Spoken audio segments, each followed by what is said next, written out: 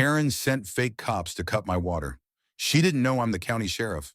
I knew something was wrong the second I turned on the kitchen faucet and heard nothing but a hollow wheeze.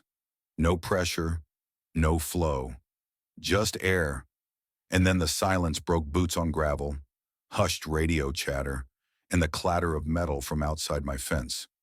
I looked out the window and saw two men in dark navy uniforms hunched over the water valve.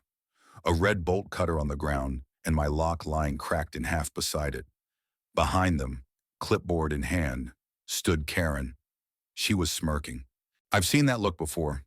On traffic stops where someone doesn't yet know who they're talking to. In courtrooms, right before a plea deal falls apart. And in politics, where petty power plays mass desperation. But this was different. This was my home. And I'm not just some homeowner. I'm Sheriff Elijah Banks, elected by over 23,000 people in this county. I don't take bribes.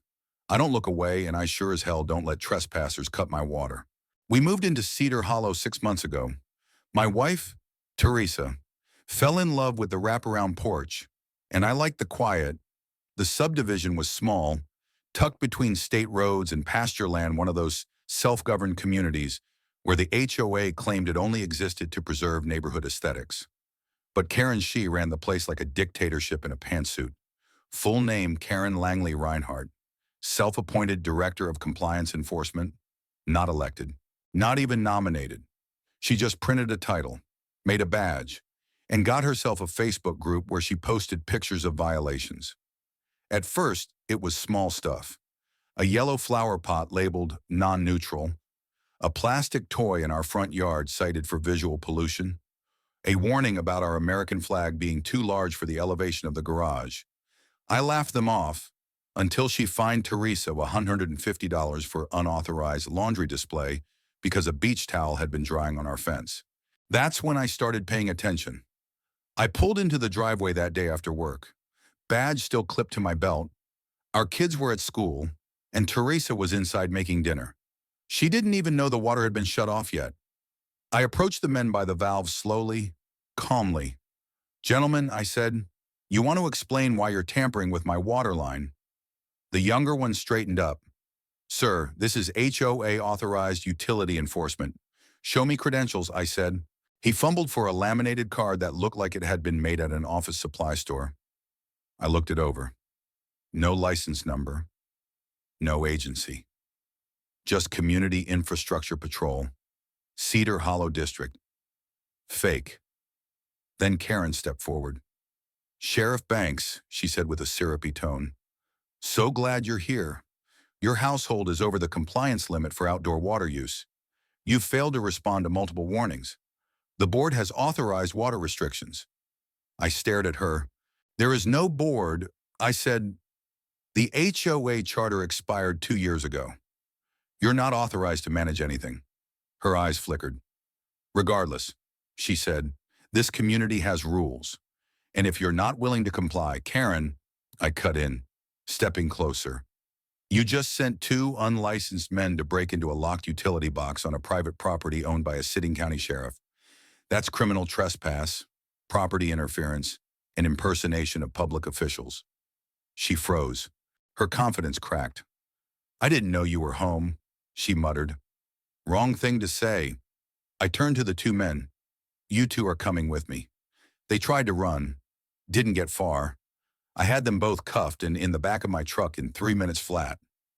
They were both out-of-work security guards Karen had hired for neighborhood code enforcement. One of them had a prior record for impersonating a fire inspector. Karen was still standing there, pale now, clipboard shaking in her hands. "You're going to regret this," she whispered. "No," I said. "You will." I filed the charges personally. The DA's office took one look at the body cam footage and opened an investigation into HOA fraud and public safety interference. Within a week, a cease and desist order was issued for the entire Cedar Hollow Compliance Task Force. But it didn't end there. I started asking questions. Turns out, Karen had sent over 40 of these notices to families in the neighborhood. She'd fine people for sidewalk chalk, dog breeds, inflatable pools, and even Christmas lights hung before December 1st. The money she funneled it into a PayPal account labeled Cedar Hollow Improvement Fund. There was no oversight, no elections, no legality. It was a private scam wearing the mask of authority. And no one pushed back because they were afraid. Retired couples, new moms, immigrant families, people who didn't want the drama, people who didn't know the law. So I organized a town meeting, no badges, no uniforms, just me, my voice, and the truth. We met at the community center, full house. Karen showed up too, trying to save face. She brought a slideshow and tried to pitch a revitalization plan. I didn't let her finish. I stepped forward, holding up the cease and desist order. Then I played the audio from the utility tampering. And finally, I showed the residents the original HOA expiration documents. The entity they were afraid of. It didn't exist anymore. They'd been paying a ghost. Karen tried to interrupt. "Don't let him manipulate you," she said. "He wants chaos." I turned to the room.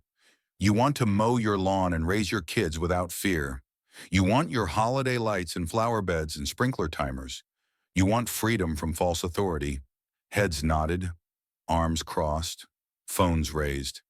That was the last time Karen spoke at a meeting. The sheriff's department continued its investigation. Karen was charged with impersonating a public official, unlawful collection of funds, utility tampering, and conspiracy to defraud. The two men she hired took plea deals and testified. She lost her house, lost her position, and lost every shred of the power she pretended to have. Today, Cedar Hollow has no HOA. Instead, we have a volunteer neighborhood council. We work together, disagree respectfully, help each other. We host monthly potlucks. We hold pool parties without fear. And the utility box out front, it has a reinforced lock and a posted sign, protected under county jurisdiction. Do not tamper. Just below that, my badge number. There's a new kind of order here now. Not one built on fake rules and forged titles, but one built on trust. Because the law isn't a weapon, it's a shield. And when someone tries to cut your water to control your life, you turn the pressure back on and let justice flow. The end.